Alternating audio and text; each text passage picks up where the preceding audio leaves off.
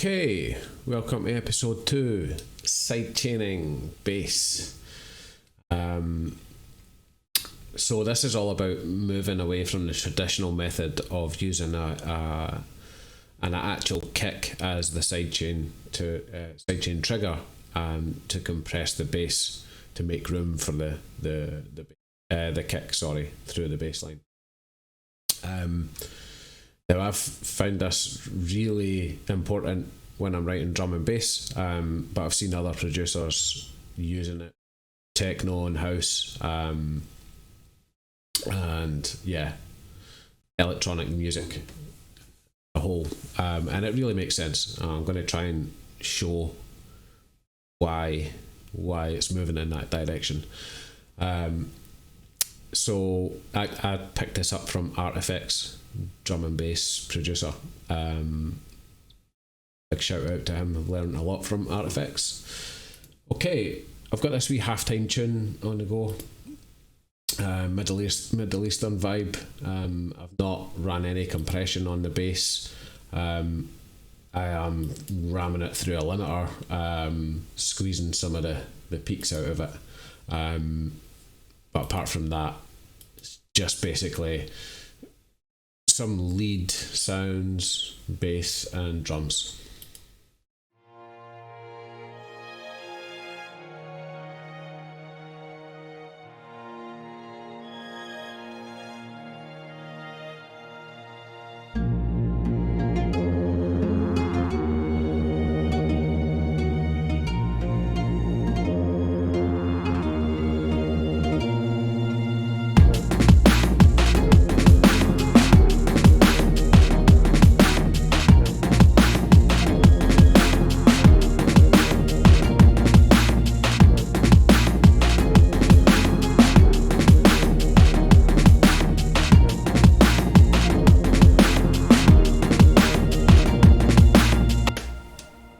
Okay, so we want to try and create a little bit of the ducking effect with the bass, and I'm not going to use Live's newer compressor that came out with 9. I'm going to roll back to the Live 8 compressor. Something about the algorithm that prevents it clicking when you're using it as a sidechain compressor. So first thing I'll do is I'll create another MIDI track.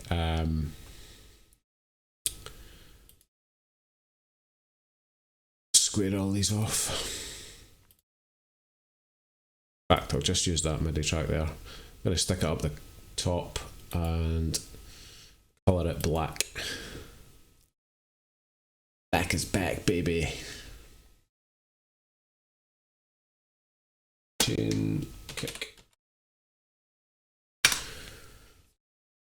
Okay, on this channel, I don't need any of these default effect tracks. I'm going to throw an operator on it.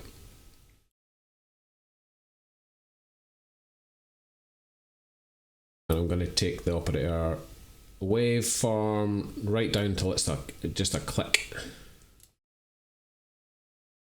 Should be fine. I'm also going to throw a utility on there just to boost that up. Because it's a sidechain trigger, we're not going to heat it. It's just for triggering the compressor, so the louder the better, basically. 30 dBs, that'll be nice. So that's that setup. Now, I'm just going to drag in, I've got a MIDI track here that's got my kick arrangement on it.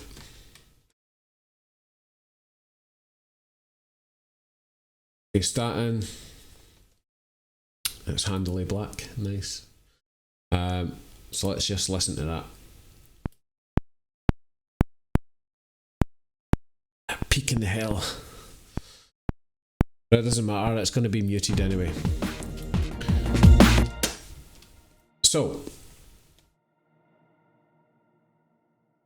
I'm going to fire this on the bass group channel. Well, obviously you could put it any way you want. I like to, if I've put some different bass instruments inside a group, then I'll start with the ducking compressor on the group and see how that sits.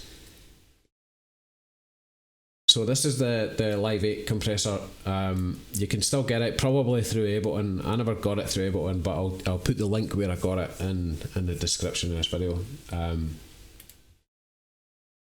And basically, it's this FF1 mode that really nice and soft without the clicks. Take the input from Sidechain Kick, turn the sidechain on, and I'm going to solo the bass. I've muted that, haven't I? Yet. For that.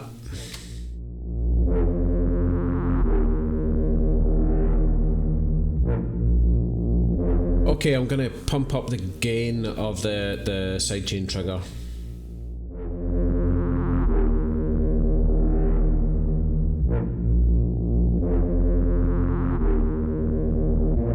And now I'll pull down the threshold. Oh, sorry, I'm going to increase the ratio to 6 to 1 will be perfect for this. I'm going to bring the attack down, really quite low on the attack, and also with the release. Then I'm going to play with the release and get my sound right. So I'll bring the threshold down to get the compressor kicking in.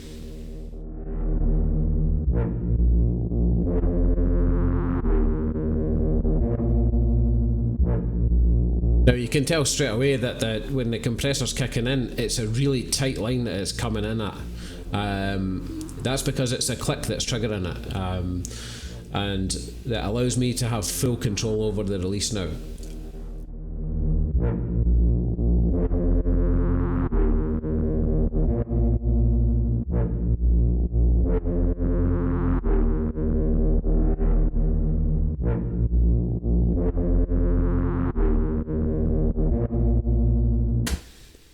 Okay, I like that.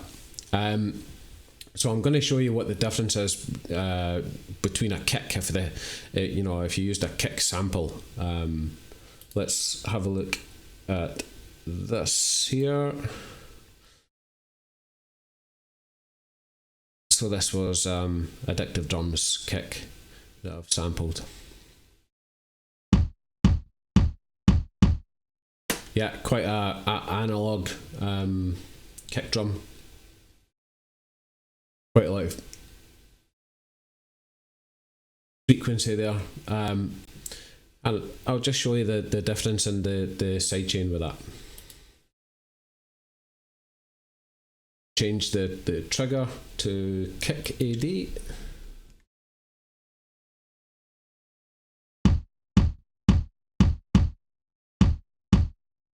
Showing you straight away the wave that's making. It's not perfect, and basically if I turn the release right down, that wave is not changing or very little, so that's as tight as I can get that from that kick. Change it back to the sidechain kick.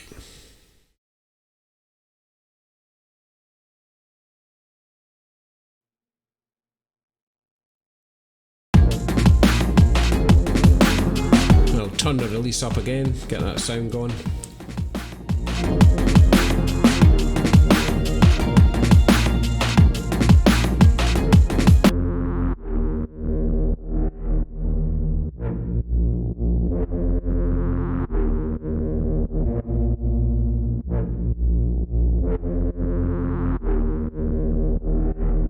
I like it about there. So that's that.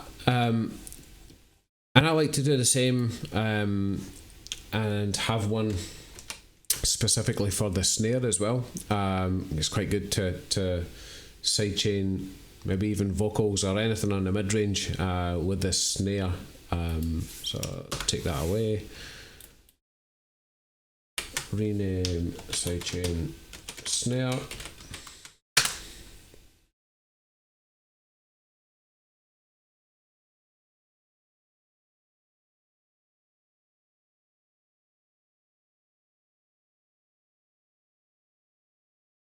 Drop that in there, and that's me got a sidechain track for the snare now.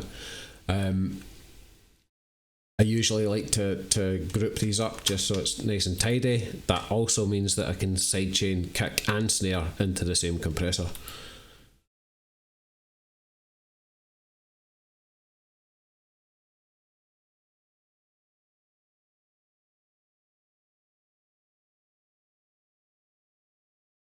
There you have it. So I like I've added this into a default set, so whenever I load up a default set, load up a new live set, then you know my sidechain tracks are already set up, ready to go. That's us for sidechaining.